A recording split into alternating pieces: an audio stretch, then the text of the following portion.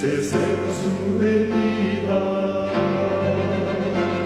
se oyen ya los pasos del rey que se aproxima. A todavía aún nos queda anunciar a fuego urgente que Jesús está volviendo. Victorioso y esplendente, pronto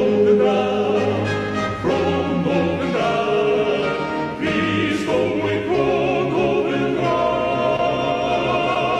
pronto vendrá, Vamos a orar, por favor. pronto Jesús. Padre Celestial, quisiéramos decirte gracias por la oportunidad que nos concedes de venir ante tu presencia en el nombre de Jesús.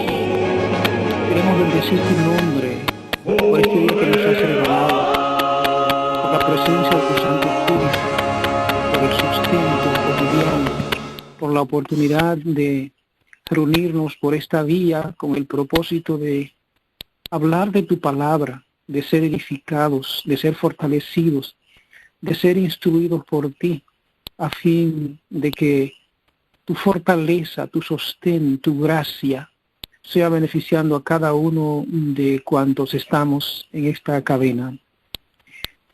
Hay seguro diversos tipos de problemas, varias peticiones en los corazones. Oh Padre, yo quiero rogarte en esta hora que en el nombre de Jesús, tu Espíritu Santo se mueva, supliendo cada una de estas necesidades. Que mediante el tema de hoy tú puedas manifestarte y puedas llevarnos a una dimensión aún más alta para poder seguir escalando hasta llegar a la estatura de Cristo. Quiero pedirte perdón por mis pecados y por los pecados de cada uno de quienes están en línea, y que tu Espíritu no tenga impedimento, que se pueda mover con poder en esta noche. Te damos gracias desde ya por tus bendiciones. Te lo pedimos en el nombre de Jesús. Amén. ¿Alguna vez se han preguntado ustedes por qué en la Biblia aparece la palabra templo? ¿Cuántas veces se menciona? ¿Con qué propósito Dios creó un templo? Si decimos con qué propósito Dios creó un templo, entonces tenemos que empezar no por un edificio en sí, sino por el primer hombre que Dios creó en cuanto a la tierra se refiere. El primer ser humano en esta tierra, Adán, no es más que un templo en el cual habitaba de algún modo el Espíritu de Dios. Y el Espíritu de Dios de alguna manera producía no solamente gozo, estabilidad, fortaleza, seguridad, pero también una vestimenta de gloria. Es por eso que el apóstol Pablo dice que fuimos destituidos de la gloria de Dios. En otras palabras, cuando el hombre rompe su relación con Dios, cuando el hombre entra en pecado, eventualmente la gloria que produce en el hombre la presencia del Espíritu Santo se elimina. Así que Dios tenía de antemano, como sabemos, un propósito para poder hacernos depositarios de su gloria otra vez a través de Cristo Jesús. Sin embargo, además del ser humano como templo, si nos vamos anterior a la creación del ser humano, podríamos ver que todos los seres celestiales también constituyen un templo. a pesar de que Dios tiene un templo literal en el cielo, todos los ángeles creados por Cristo eran un templo de su Santo Espíritu. Ahora bien, en el caso de Lucifer y sus seguidores, estos fueron templos que por algún tiempo, cuando entraron en el conflicto, se les dio la oportunidad de decidir por la vía correcta, pero cuando en el caso específico de Lucifer cerró su corazón y blasfemó contra el Espíritu, al no haber lugar para el Espíritu en su corazón, entonces tampoco debía haber lugar para él en el cielo. Con esto quiero explicar que cuando la palabra dice que no hubo más lugar para Lucifer en el cielo, no se estaba refiriendo apenas a un lugar físico, porque el cielo no se redujo de tamaño, no era un asunto de espacio, es un asunto que tiene que ver con que en el reino de Dios todos sus súbditos deben estar poseídos y dirigidos por el Espíritu Santo. Si una persona no está sujeto al Espíritu, guiado por el Espíritu, no puede ser un hijo de Dios. Y cuando alguien, siendo hijo de Dios, decide rebelarse, decide ser su propio Dios, ser su propio dueño, ser su propio guía, establecer sus propias reglas, entonces no puede tener cabida en el reino de Dios porque el Espíritu Santo no haya cabida en ese corazón y esa persona deja de ser un templo del Espíritu Santo. Por ende, al Lucifer blasfemar contra el Espíritu Santo, ya no podía ser un templo donde el Espíritu morase, porque él se había constituido en su propio Dios. Un Dios obviamente falso, porque no hay más que un solo Dios, el Padre, de quien desciende toda bendición a través de la persona de Cristo Jesús. Pues bien, tomando eso en cuenta, podemos ver que cada ser humano de algún modo es un templo. Ahora bien, ¿qué pasó en el caso de Adán y Eva? Cuando ellos pecaron, obviamente el resultado debía ser la muerte eterna. Por el hecho de que Dios echó a funcionar el proyecto de la redención del hombre que estaba previsto en su presencia, a pesar de que Dios no hizo ninguna provisión para el pecado, pero sabía que se iba a suscitar y tenía un plan para redimirlo a través de Jesucristo. Cuando se echa a funcionar este plan, eso implica que para que el hombre tuviera oportunidad de tomar una decisión después de tener más luz en cuanto a la persona de Dios, o sea, Adán y Eva, a diferencia de Lucifer, que tenía muchísima información, estaba bien cerca de Dios, Adán y Eva debían tener la oportunidad, así Dios lo entendió por gracia, de informarse más del conflicto entre el bien y el mal y de decidir en ese tiempo de gracia si querían volver a ser hijos absolutamente de Dios sin ningún vínculo con el pecado.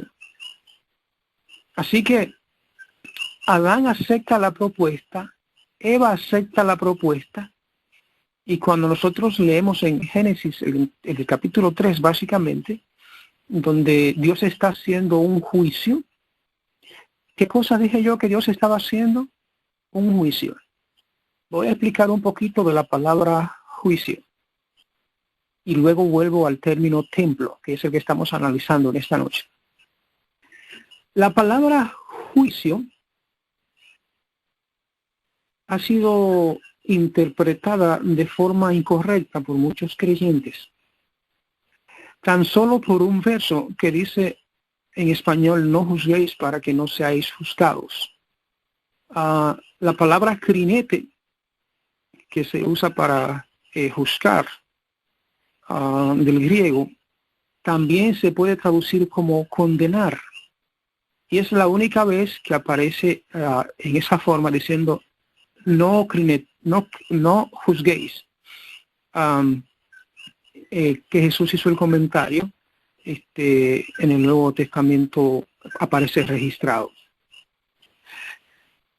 Con excepción de esos casos, vamos a ver que Dios es un Dios de juicio, que Dios ama que sus hijos participen del juicio, que Jesús dijo: si juzgáis, juzgad correctamente. Que Jesús dijo: mi juicio es justo porque yo no estoy juzgando solo, mi Padre y yo lo estamos haciendo. Que Pablo dijo: ¿no sabéis que vosotros juzgaréis hasta los ángeles? Todo parece indicar que el problema no está en el juicio, sino en la forma como se ejecute el juicio. Y vamos a ver en esta participación de Dios, cuando Adán y Eva incurren en pecado, que el primer factor para juzgar es que los acusados deben estar presentes en todos los juicios que Dios hace, exceptuando el juicio investigativo o investigador. Los acusados están presentes. Número 2. Los acusados tienen derecho a la palabra. Número 3. A los acusados se les hace preguntas relacionadas con la acusación. Número 4. Existe una ley, un código por el cual están siendo procesados. Punto siguiente. Debe haber un fiscal o un acusador. Debe haber un intercesor o abogado. Y debe haber un juez. Entonces, antes de dictar una sentencia, Dios hace preguntas que parecen irrelevantes, porque siendo Dios omnipresente, ¿por qué Dios le preguntó a Adán: ¿acaso has comido tú del fruto del árbol que yo te dije que no comieras? Entonces, la primera lección para todos aquellos que somos templo del Espíritu Santo y que queremos crecer en la gracia, es que cuando entendemos que alguien ha pecado, cuando entendemos que alguien ha fallado, si Dios, siendo Dios, conociendo el corazón, hace preguntas, ¿quiénes somos nosotros cuando vemos o entendemos humanamente que alguien ha fallado para ir a dictar una sentencia condenatoria sobre alguien que entendemos que ha fallado y que muchas veces ni siquiera ha fallado, sino que a nosotros nos pareció que falló? Así que toda persona que es un templo del Espíritu Santo debe tener la capacidad de juzgar como Dios juzga. Dios juzga con justicia. Y parte de la justicia es permitirle al acusado expresarse en qué circunstancias hizo lo que hizo y cuáles eran sus motivaciones.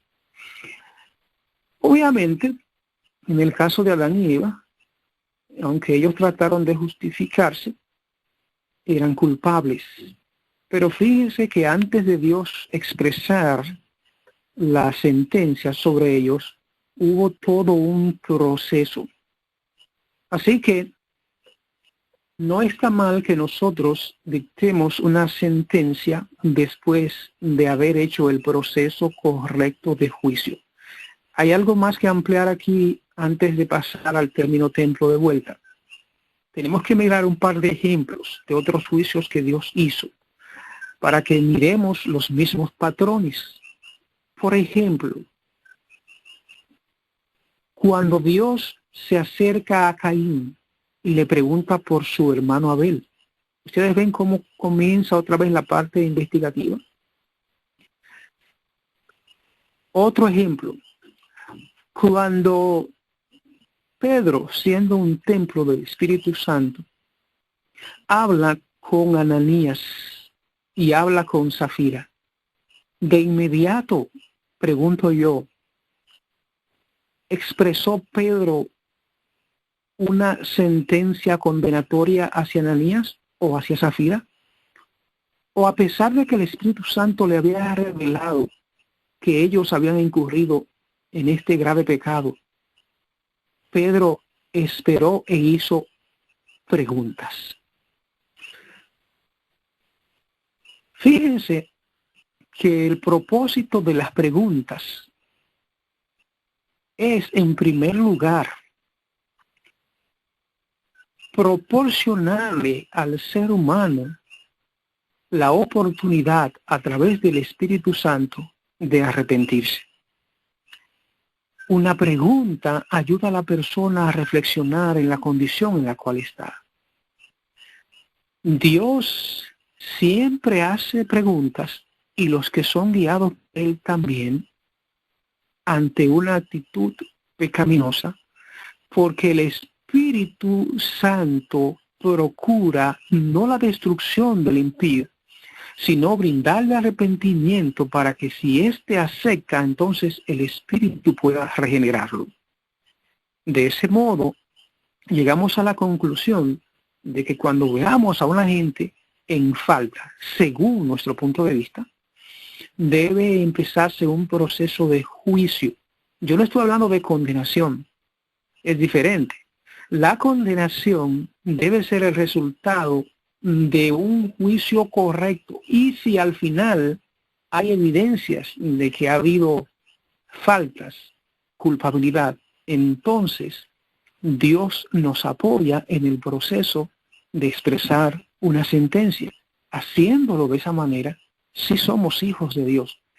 Haciéndolo de manera premeditada y no guiado por el Espíritu, no actuamos como hijos de Dios.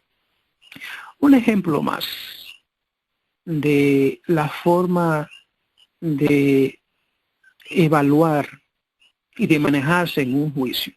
Cuando David incurrió en aquella falta famosa, Natán tenía que ser el medio para hacer el juicio. Y fíjense que antes de dictar la sentencia, se le hicieron preguntas a David. Y cuando David cae en cuenta y que se le dice que él es ese hombre, la actitud de David fue de arrepentimiento. Y a pesar de las consecuencias que le vinieron, el hecho de que él aceptara la oportunidad que el Espíritu Santo le brindara de arrepentirse, hizo la gran diferencia. Y nosotros sabemos que vamos a ver a David en la segunda venida de Cristo, cuando vayamos al cielo. Así que quería explicar un poquito acerca de este tema del juicio, porque he visto mucha confusión. De repente, en otra oportunidad, podría dedicarme solamente a esta temática. Tenemos que volver al área del templo ahora, que es el tema que nos ocupa. Decíamos, con relación al templo, que Adán y Eva y sus hijos ahora tenían un conflicto por causa del pecado. Dios les estaba brindando una oportunidad para que por gracia llegasen a ser un templo exclusivo a través del Espíritu Santo. Pero para que pudiesen participar de esa gracia, entonces la muerte que ellos habrían de experimentar no iba a ser la muerte eterna, sino la muerte natural, fruto del pecado, consecuencia del pecado, pero no paga del pecado. O sea, como el hombre no es inmortal, porque Dios sopló hálito de vida al muñeco de polvo, de barro, y el hombre se tornó en un alma viviente. O sea, el alma es la fusión del soplo de vida más el cuerpo. El hombre es un ser vivo, un ser viviente, un alma viviente. Entonces, la forma como Dios decidió que el hombre permaneciera con vida permanente estaba sujeta a su alimentación específicamente del árbol de la vida.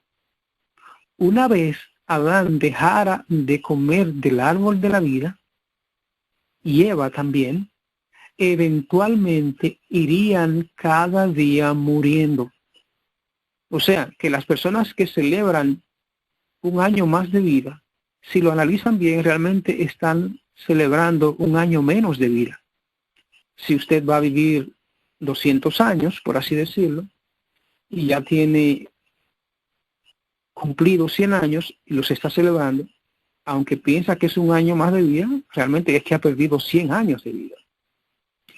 Ahora, ¿por qué se le permite a Adán y Eva tener estos años de vida fuera del huerto del Edén?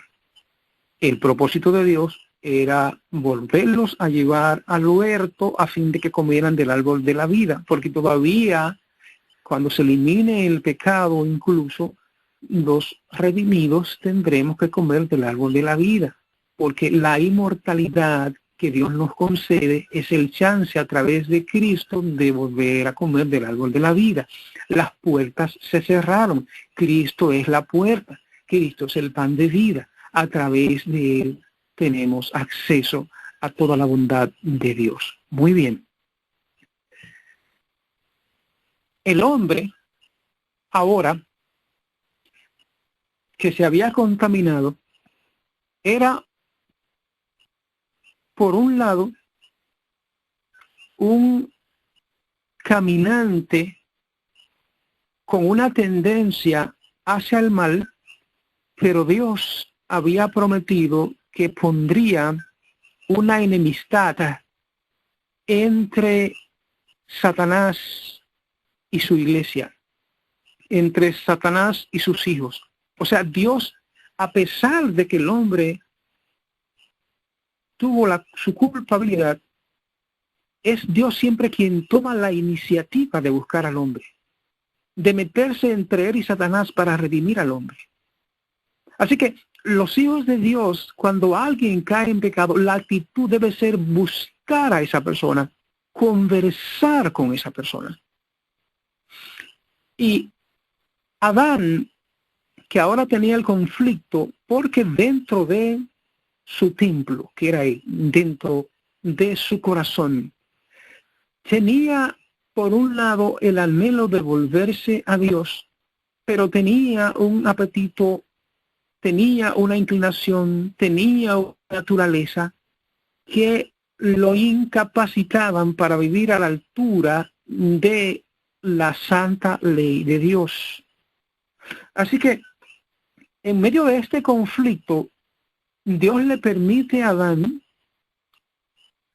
mediante esa conversación larga, a pesar de que está breve en la Biblia, de explicarle en qué consiste el plan de redención y cuáles serían las consecuencias de Adán vivir fuera del huerto, al igual que Eva, y cómo los hijos de ellos ahora iban a estar afectados e infectados por el virus del pecado.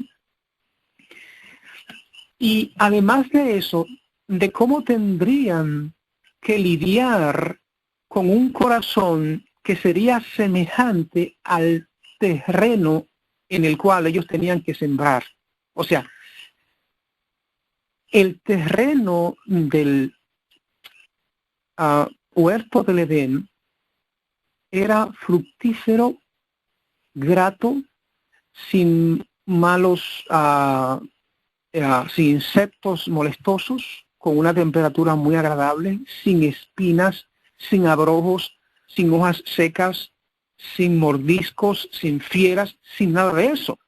Pero ahora Adán, fuera del huerto, iba a tener que enfrentarse con todas esas cosas negativas. O sea, el terreno, la tierra en la condición de pecado era un símbolo de cómo estaba el propio corazón por dentro, de cómo estaba el templo por dentro.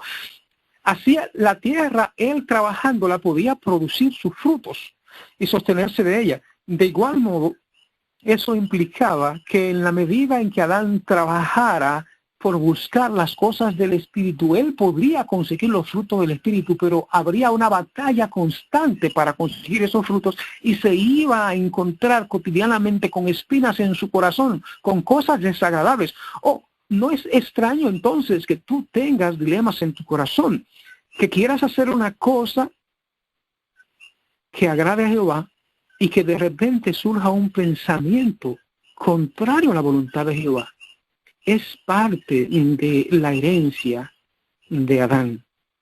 Sin embargo, gracias a Jesucristo, gracias a su victoria, gracias a su vida, gracias a su muerte, gracias a su intercesión, gracias a su presencia en medio nuestro, Dios nos ha provisto de poder para vivir conforme a su voluntad. En la medida en que estamos en comunión con Él, todo lo podemos en Él, porque de Él viene nuestra fortaleza. Ahora bien, ¿cómo afectó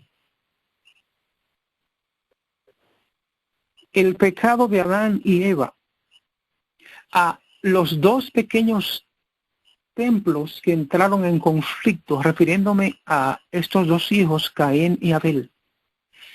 Caín y Abel fueron dos templos vivientes a los cuales se les dio la misma enseñanza, la misma. Uno fue gradualmente inclinándose a complacer al Espíritu Santo y el otro fue inclinándose a complacerse a sí mismo, siendo un símbolo de Satanás. Por eso la palabra dice que Caín era del enemigo, que Satanás es el homicida desde el principio, pero a través de Caín, fíjense cómo lo manifestó. O sea, que lo que determina que una persona sea triunfante como templo del Espíritu Santo, o que no lo sea, no es el hecho de que haya nacido con una naturaleza pecaminosa, porque Caín y Abel nacieron con la naturaleza pecaminosa. Sin embargo, uno de ellos, a través de Jesucristo, logró ser un templo del Espíritu Santo, al punto que era un reproche para el otro.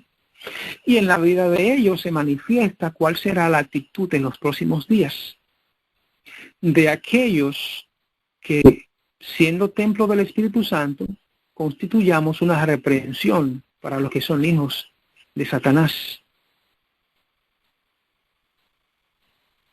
Teniendo ya esto como base,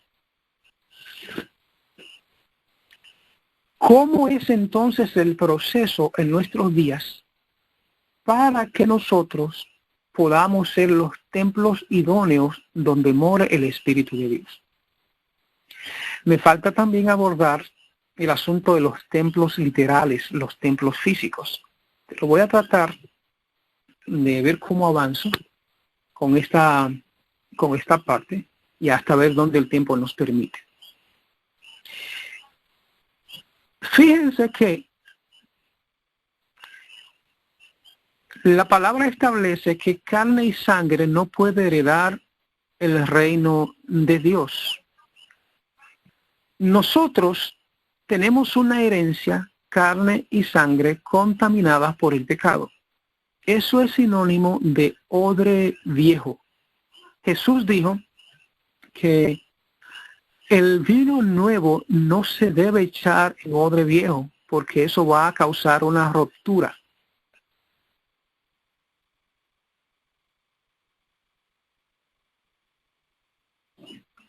va a causar una ruptura. Esos odres, el viejo simboliza al templo contaminado que heredamos de nuestros padres. Un templo en el cual no puede morar el Espíritu Santo. Entonces las personas pueden preguntarse, ¿cómo es eso? Si todos estamos contaminados por el pecado, ¿cómo es que no puede morar el Espíritu Santo? Me explico. Jesús dijo que se necesita un odre nuevo para echar el vino nuevo. Así que toda persona que ha sido morada del Espíritu Santo es porque ha pasado por un proceso de muerte. Debe morir a través de lo que Jesús le dijo a Nicodemo. Cuando una persona se rinde a Cristo, cuando una persona entrega su corazón a Cristo, cuando una persona no quiere ya su estilo de vida pecaminoso y quiere pasar a ser parte del reino de Dios, pasa por el proceso de muerte y lo simboliza a través del bautismo. Y si ciertamente esa persona nace de nuevo, nace no de papá y mamá, sino del agua y del Espíritu. ¿Qué quiere decir eso? Que lo que el Espíritu hizo para que Jesús llegase a ser una realidad aquí entre nosotros, que lo que el Espíritu Santo hizo para que se cumpliera la promesa hecha en Génesis de la simiente, de la semilla, que el término que aparece en griego es el esperma. O sea, Jesús era el resultado de un milagro que iba a ser el Espíritu Santo, tomando de la ascendencia del linaje de David, según Isaías 11, de un vástago de la raíz de Isaí. O sea, iba a tener sangre humana e iba a ser el máster, el modelo, el primero del cual se iban a hacer copias. Lo explico un poquito más. Jesucristo, hombre, no es más que el proyecto de Dios de lo que debe llegar a ser cada cristiano. Jesucristo es el modelo de lo que es un templo viviente donde more el Espíritu de Dios. Entonces, esa simiente debía pasar por el proceso de muerte, debía ser enterrado, así como cuando usted siembra una semilla de tomate y cuando el tomate surge de la tierra, ya no solamente hay una semilla, hay muchísimas semillas. Así que cuando Jesucristo lograra salir de la tierra, iba a recibir toda autoridad para que esa simiente que era él ahora estuviera multiplicada y estuviese disponible a través del Espíritu Santo para ser sembrada en los corazones de aquellos que se hayan entregado a Cristo por la fe.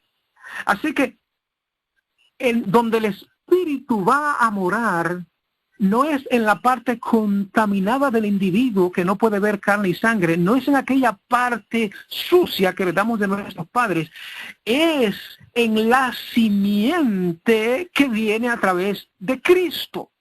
Y esa simiente es un asunto completamente celestial, no es nuestro, porque esa simiente capacita a la persona para vivir en santidad. Por eso el apóstol Juan lo habla. En sus cartas ustedes pueden detenerse. Cuando él comienza a mencionar de que el que es nacido de Dios no puede pecar. Dice, pero ¿cómo que no puede pecar? Claro, el que peca es el hombre viejo, el hombre que es conforme a la carne. cuando un hombre nuevo que es conforme al Espíritu se está desarrollando en ti, ese no es el que peca es aquel que vino de tus padres, aquel que fue contaminado por el pecado. Pero cuando es la simiente de Cristo que vive en ti, ahora por la fe tú no puedes, porque ahí es donde mora el Espíritu. Así que Juan el Bautista lo planteó de la siguiente manera. Él entendió que la parte heredada de los padres debía ir menguando y que lo que viene de Cristo debía ir creciendo. El proceso del cristiano para ser un templo de Dios es un proceso de muerte constante por un lado y de vida constante a través de la comunión con Dios. Quiero pasar ahora a hablar un poquito de los templos literales en los minutos que me restan. Cuando el rey David quiso hacer un templo para el Señor, el profeta Natán actuó por lógica y se atrevió a juzgar de manera solitaria, sin comunión con Dios, las cosas.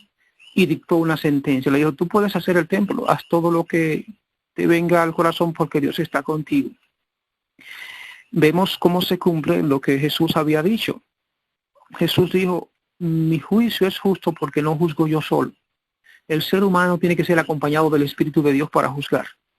Así que cuando Natán fue a la cárcel, Dios le habló y le dijo que debía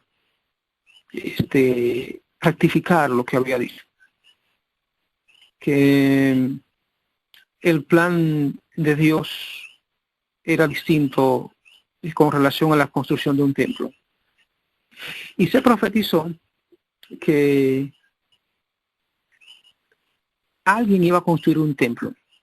Eso tiene un doble cumplimiento. El templo primario era el que va a ser Salomón. Pero se le había dicho que a través de uno de sus hijos habría un rey que sería eterno. Y ese rey no fue Salomón. Ese rey fue Jesucristo, que vendría de la sangre de David. Así que cuando Salomón hizo aquel templo, y Dios, a pesar de que no puede, no hay lugar que lo contenga, no dice que no habita en templo hecho de manos. Dios condescendió en manifestarse allí, no por las paredes del templo ni por la belleza, sino porque una cantidad de templos iban a ir a reunirse en ese lugar, en ese lugar. O sea, cada verdadero adorador ya tenía la presencia del Espíritu de Dios y se congregaban en aquel lugar y Dios hacía su manifestación. Dios se manifestaba. Y tal como en el santuario celestial que vio Moisés en el monte Sinaí, y el ejemplificado por él que llevaban de un lugar a otro mientras caminaban en el desierto, Dios se manifestaba en un lugar específico. Pues así lo hizo también en el templo de Salomón, se manifestó de manera especial. Ahora bien, ¿por qué menciono esto? Porque, en primer lugar, todos los cristianos suelen ir a un templo a buscar del Señor. Sin embargo, en el día de hoy, los templos están cerrados y la presencia de Dios continúa con nosotros. O sea, que lo importante es entender que Dios no está sujeto a un lugar específico de la tierra. Dios se complace en estar, como dice Jesucristo, bajo el nombre de la sabiduría en el libro de Salomón, donde están los seres humanos. ¿Para qué le interesa a Dios el templo más hermoso si no hay templos vivientes en los cuales Él pueda moverse? Por eso, Jesucristo, quien dijo que estaría con nosotros todos los días hasta el fin del mundo, en esta noche, donde tú estás, Él también quiere moverse en ti y hacer por ti lo que tú no puedes hacer. Esa enfermedad que te agobia, ese problema con tu hijo, esa situación con tu pareja, esa crisis económica, esa depresión, esas decisiones que debes tomar y no sabes qué es más correcto hacer. Todo eso, deposítalo ahora en los brazos de Jesús, porque Él, a través de su Espíritu, habita en ti y tú eres su templo. Yo quisiera preguntar, ¿quién autorizó a la iglesia a cerrar los templos para que las personas no se reúnan? ¿Fue Dios? Si no fue Dios, ¿a quién está obedeciendo el hombre cuando cierra el templo? Número 2, quiero preguntar, ¿no es esta la mejor oportunidad para predicar el evangelio? La gente puede decir, pero con la pandemia que hay, ¿dónde está entonces ese templo donde habita el Espíritu Santo que toca a las personas y son sanadas, que habla a las personas y el temor huye, que reclama la presencia de Cristo y los demonios salen? ¿Dónde están esos hombres de Dios que se ponen de parte del cielo aunque ruja la tormenta? ¿Qué cosa es lo que nos ha movido a quedarnos estancados y encerrados cuando hay tanta gente en pánico, en pavor? ¿Realmente nosotros estamos dependiendo de un templo físico o somos nosotros el templo del Espíritu Santo? Estoy mirando que solamente me quedan unos 11 minutos. Así que después de estas preguntas, quiero que demos una mirada rápida para que ustedes vean en qué se parece a nuestros días la administración del templo cuando miramos la administración de Caifás. Caifás y sus sacerdotes vinculados eran los administradores del templo. Ellos sabían muy bien que debían tener, por un lado, la bendición de Dios haciendo las cosas correctamente, o por otro lado, el apoyo financiero, político, militar del imperio que los dominaba. Y lamentablemente eligieron el camino más fácil, el camino ancho. Por eso en el juicio contra Jesucristo, el juicio anterior a que Jesús asistiese, cuando se tomó la decisión de que lo iban a juzgar teniendo ya una sentencia guardada de condenación, Él les dijo, ustedes no entienden que lo que conviene es que este hombre muera, porque si no vendrán los romanos y nos quitarán este templo. Esa palabra, nos quitarán este templo, ¿qué significaba? La palabra templo Viene del griego nao, aparece también como naun, aparece como naos en 1 Corintios 6:19. La palabra templo para ellos significaba el orgullo nacional, la supuesta evidencia de que Dios estaba con ellos. Si el templo permanecía, es como diciendo, entonces nosotros vamos a permanecer como nación. Y lo que Caifás interpretó es que si había un sujeto que, a pesar de ser santo, que guardaba la ley a la perfección, que nadie le podía señalar una falta, que era lleno del Espíritu Santo, si a pesar de eso ellos tenían que tomar una decisión contraria a lo que la ley de Dios establecía, con tal de conservar el templo, el beneficio que les prodigaba el imperio, eran capaces de sujetarse a todo lo que el imperio dijera y de eliminar al Hijo de Dios. Trato de aterrizar ahora con la explicación. Fíjense,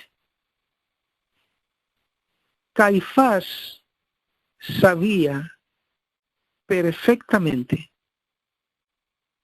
que las condiciones para que él mantuviese el principado, la hegemonía sobre el pueblo,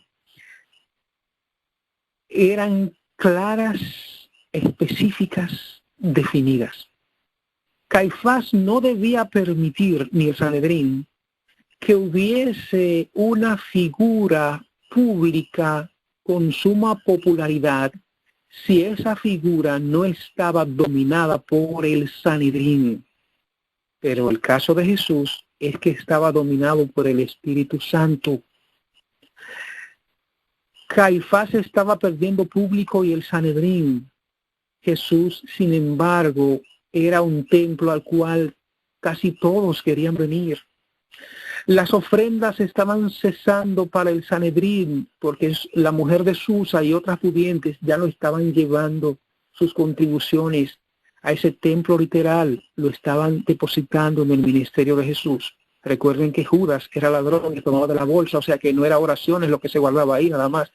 O sea, era dinero realmente, había un apoyo financiero. De paso, yo quiero decirle a algunas personas que Dios los ha bendecido y que son capaces de dar todo para el Sanedrín y no son capaces de apoyar ningún ministerio como el de Jesús. No piensen que van a quedar como inocentes delante de Dios, porque muchas personas, cuando vieron lo que estaba pasando en el Sanedrín y se dieron cuenta, como dijo Jesús, que eran una cueva de ladrones, comenzaron a apoyar el ministerio de Jesús. Y los recursos que Dios determinó para su obra deben ser para su obra. Muy bien. Volvemos al punto. Jesús atraía cada vez más las personas.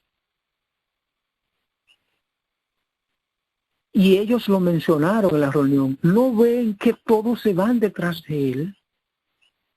Eso quiere decir que cuando el Sanedrín percibe que alguien está siendo utilizado por el Espíritu Santo, guiado por el Espíritu Santo, el Sanedrín va a utilizar la complicidad con el imperio para aplastar a esa persona.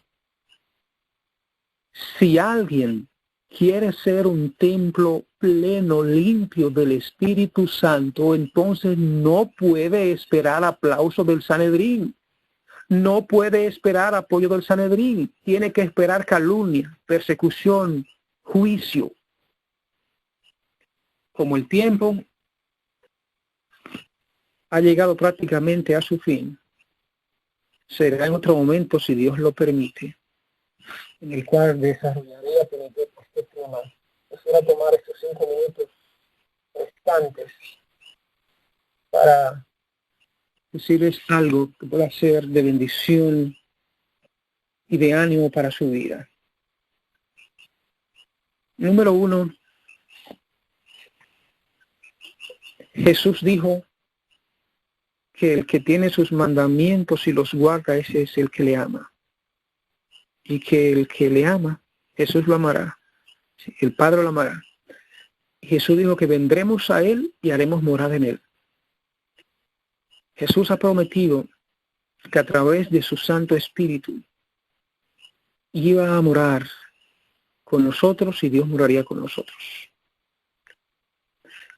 Tal vez hay personas ahora preguntándose si habrán hecho lo correcto para tener una morada en el cielo. Y yo quiero decirles a esas personas que tienen esa preocupación, que lo importante no es si tú tienes un templo en el cielo, una morada o como le quieras llamar. Esos son asuntos que le competen a Dios, cómo va a manejar eso. Pero hay algo que te compete a ti y me compete a mí en la tierra. Es que nosotros podamos ser ese templo y esa morada del Espíritu de Dios.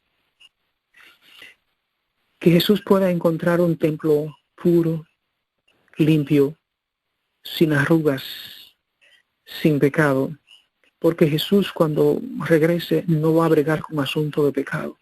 Eso se hace ahora. La promesa es al que venciere.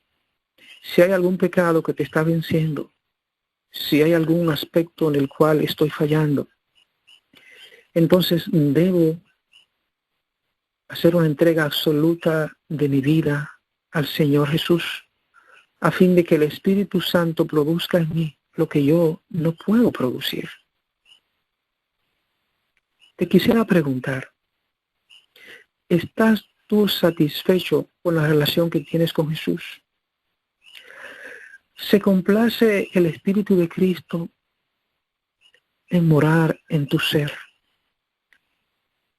Las razones por las cuales actúas bien, das una ofrenda, haces obra misionera, es realmente movido por el amor al Espíritu de Dios. Cuando compras algo, tomas en cuenta al Espíritu de Dios, o lo haces tomando en cuenta tus gustos, tus planes y tus proyectos.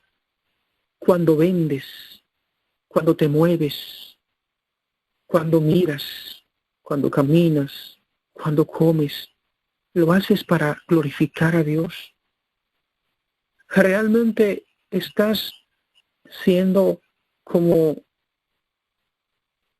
dice Pedro, un edificio que va creciendo, cuya base es Cristo Jesús, para formar un templo donde habite el Espíritu. Es posible que te falten cosas. A mí también me faltan.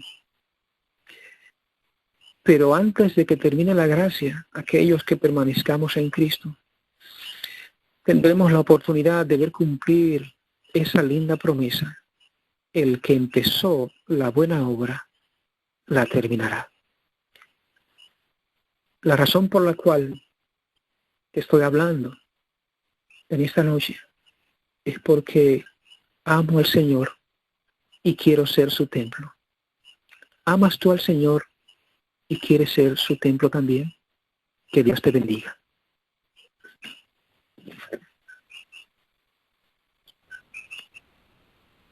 Sí, hermano Eduardo, gracias. Si es tan amable, llévenos con una oración. Oramos. Padre bueno, aquí estoy. Aquí estoy con los hermanos que me has permitido conversar de tu palabra la noche de hoy. Quiero darte gracias por ese plan tan maravilloso a través del cual nosotros podemos ser tu morada. Gracias porque tu Espíritu es quien nos fortalece, quien nos corrige, quien nos enseña, quien trae a la luz lo que Jesús hizo en la carne cuando vivió aquí, santa, piamente, honesta y justamente. Porque tu Espíritu toma de lo que Jesús simplificó y nos lo recuerda, lo que Él dijo, lo que Él hizo, lo que Él realiza físicamente en el santuario celestial. Quiero pedirte, Señor, en esta hora,